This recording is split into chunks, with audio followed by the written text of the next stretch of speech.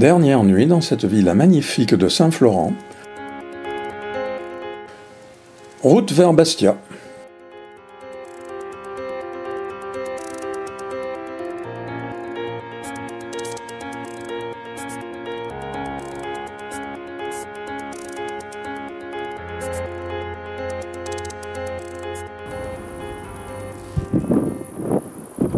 Arrêt dans un parking, avant le col de Tégim, c'est un point de départ des randonneurs. Passage au mémorial. Ce monument est un hommage aux goumiers marocains morts en 1943 lors de la libération de la Corse occupée par les Allemands.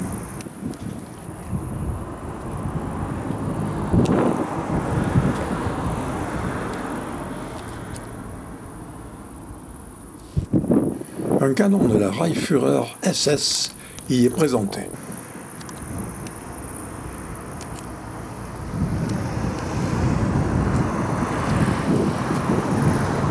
L'étang de Biguglia. On voit la lagune que nous avons contournée il y a 4 jours.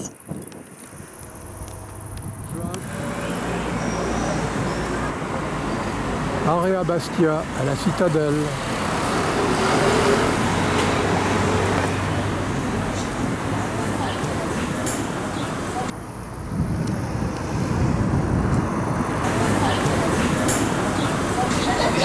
Et repas dans une petite ganguette. Chez Adeline. Jacqueline. Les sympathiques restaurateurs nous offrent un pétillant.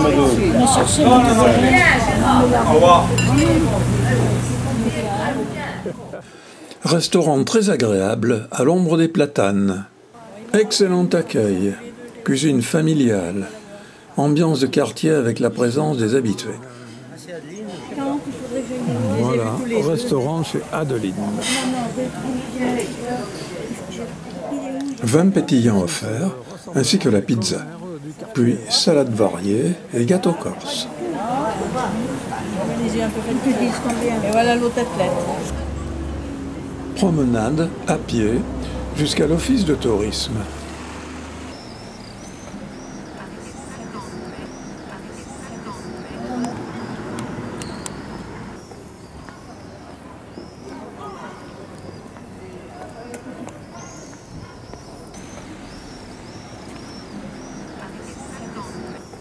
Descente vers le vieux port.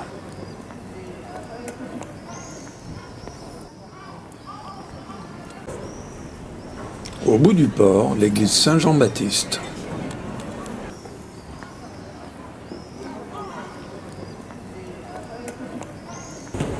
Un gros bateau, Moby.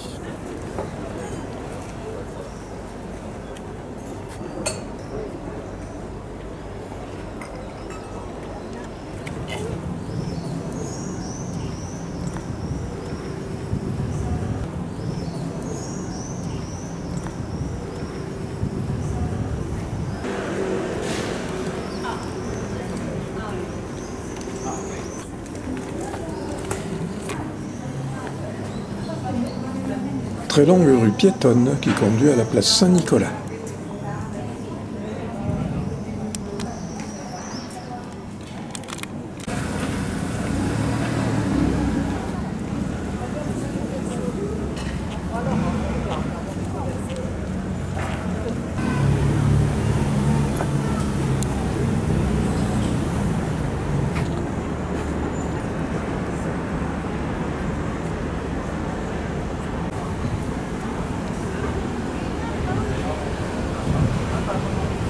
C'est une quantité phénoménale de restos.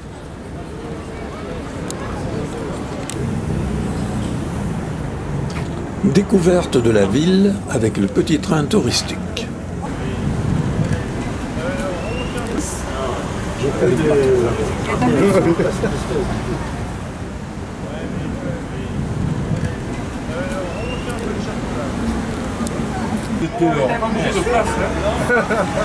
Découvrir la place du marché à Piazza di Omerta. Il y avait de belles lumières de la ville. La place du marché. qui constitue une annexe aujourd'hui. Et juste à côté, il y a le palais Soudzogne qui appartenait à une très grande famille bastiaise. Hôtel de ville, oui. Mairie de Bastia. Voilà, Citadelle fondée par les Génois au XIVe siècle. l'entrée principale. Entrée dans la citadelle de Bastia. Cathédrale qui a succédé à celle de la Canonica à la fin du XVe siècle. Découverte rapide de l'intérieur, privatisé pour un mariage. Profusion d'ornements, de matériaux dorés, de marbre, dans un style baroque. Où est-ce qu'elle est la statue de 30 kilos d'argent là? Statue de la Madone d'argent qui pèse 600 kilos. On la promène le 15 août pour l'Assomption. Lomélie, il avait son siège à Vigouille, donc à peu près une vingtaine de kilomètres au sud de Bastia. Et il n'avait pas là une vue stratégique sur le littoral. Celui-ci était général et il faisait donc, il siégeait là dans la caserne du gouverneur. Victor Hugo a habité ici quand il était bébé.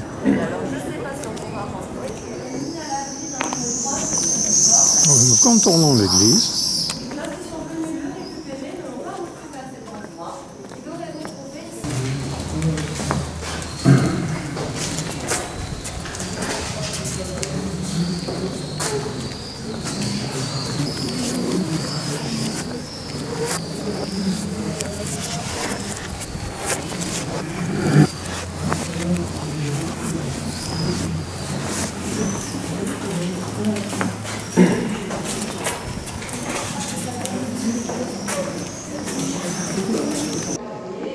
Monument le plus visité de Bastia, il est érigé en 1600 par la confrérie de Sainte-Croix.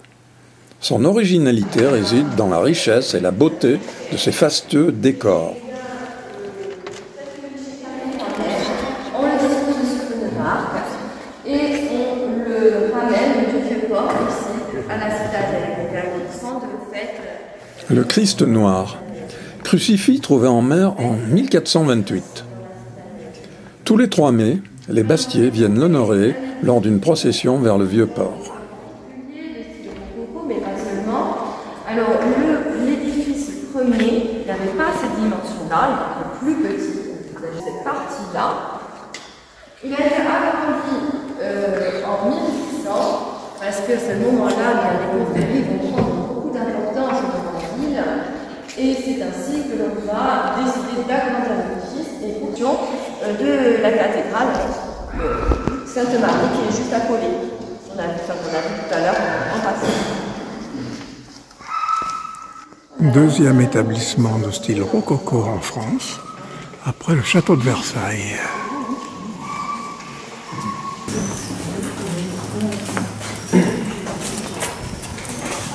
Et qui a le président municipal, l'équivalent de la mairie.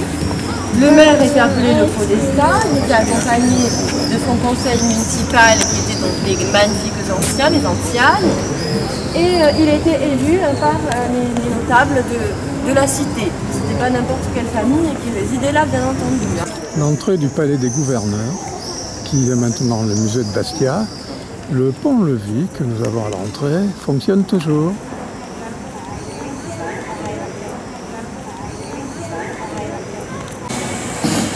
Autrefois, c'était la seule porte d'entrée sur la place qui conduisait au palais du gouverneur.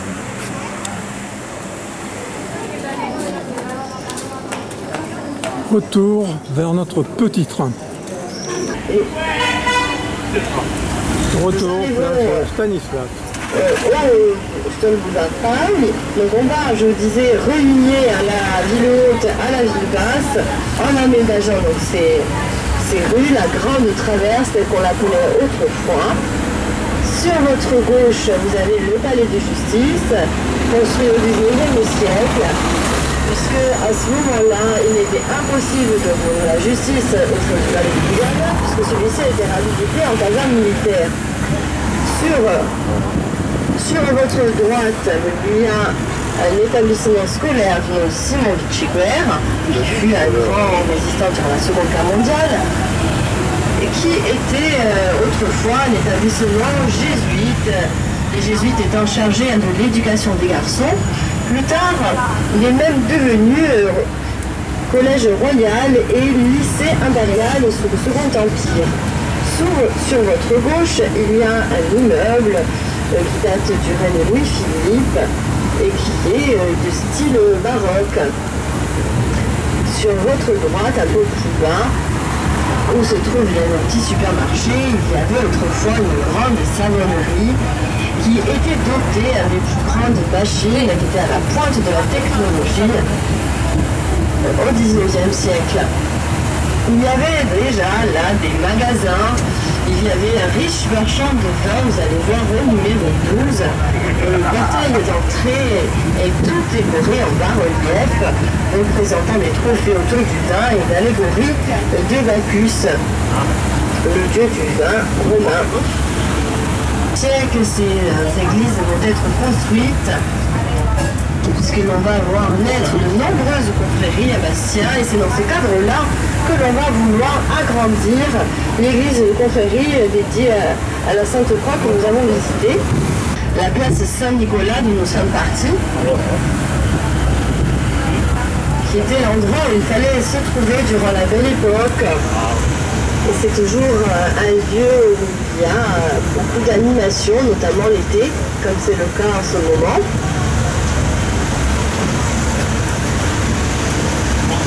Et cette place, elle est bordée de petits palais. Et il y en a un tout à fait remarquable qui est vraiment tout au bout de la place, où se trouve la Société Générale aujourd'hui. C'est le palais de Roncaillon, une grande famille qui avait fait fortune dans le commerce avec le Venezuela notamment, au niveau de l'industrie du textile, et qui font partie de ces Américains ou de ces Corses partis aux Amériques faire fortune, les Américains, et qui sont revenus ici en Corse et ont construit de très très belles demeures de style néoclassique. Voilà, nous retrouvons à présent la place Saint-Nicolas. Et nous espérons que vous avez apprécié cette visite et nous vous souhaitons une bonne continuation de vos vacances ici en Corse. Merci messieurs, dames.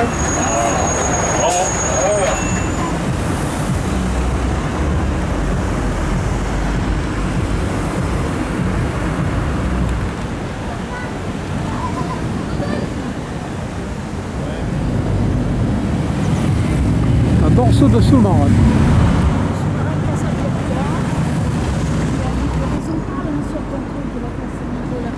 La place Saint-Nicolas. Parlez de moi à vos amours, à vos amis. Parlez-leur de cette fille aux yeux noirs et de son rêve fou. Moi, ce que je veux, c'est écrire des histoires qui arrivent jusqu'à vous. C'est tout. Voilà, voilà, voilà, voilà qui je suis. Me voilà, même si mise à nu j'ai peur. Oui, me voilà dans le bruit et dans le silence. Est-ce que je suis obligée de continuer ou pas? Non, mais ça me va, nickel. Merci beaucoup. Œuvre de Richard Olinsky, montrant un animal sauvage martelant le torse de ses poings, doté des attributs d'un boxeur dans la position du penseur de Rodin. Statue monumentale de Napoléon.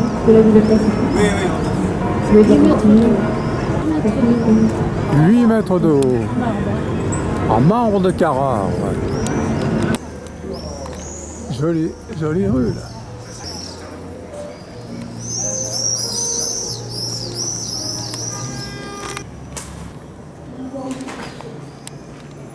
Quartier des anciens notables de Bastia, avec de nombreux hôtels particuliers. Ici la rue Carbuccia.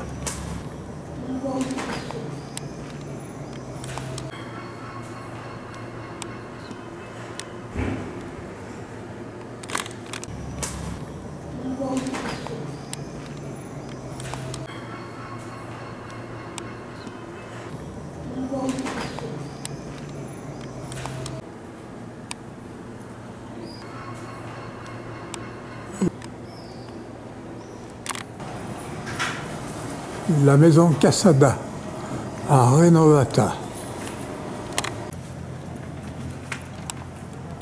Encore une église.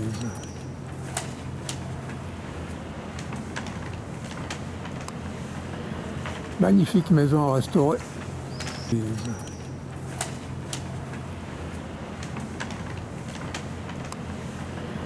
Retour sur la place d'Armes pour une boisson prise au café Santa Maria. Arrêt dans le port de plaisance de Toga. Nous attendons l'arrivée du bateau Corsica Ferry qui va nous ramener à Toulon. Oh, c'est pas celui-là, hein. Et là, j'en vois un qui est arrivé avec le symbole Corsica. Oui, mais c'est lui qui va, je sais pas où, bah, ça va, c'est pas le nôtre encore, hein. D'accord. Oui, parce que le nôtre, il va pas rester 5 heures à quai, hein. On va y compter. Peut-être bien. Alors,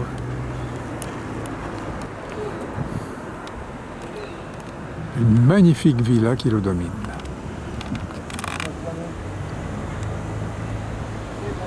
Vers le nord de l'île.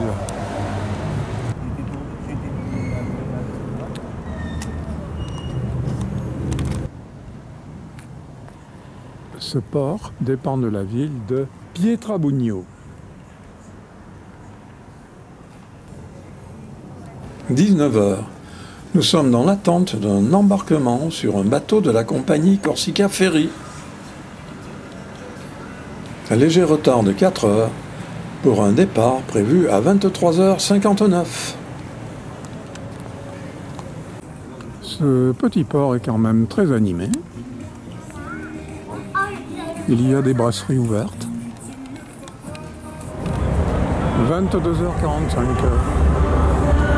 Approche du ferry.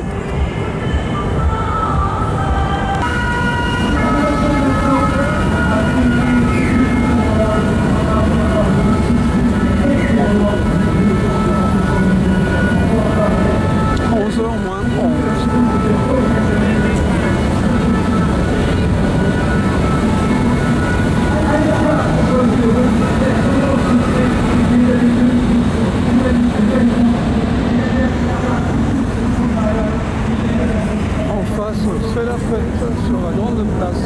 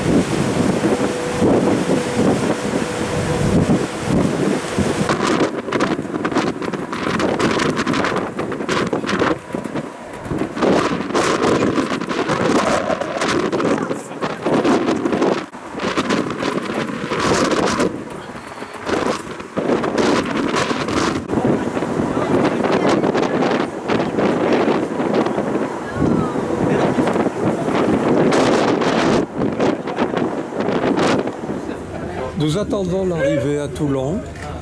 Nous avons encore 1 heure de bateau à peu près. Oui, nous aussi, on a eu plaisir.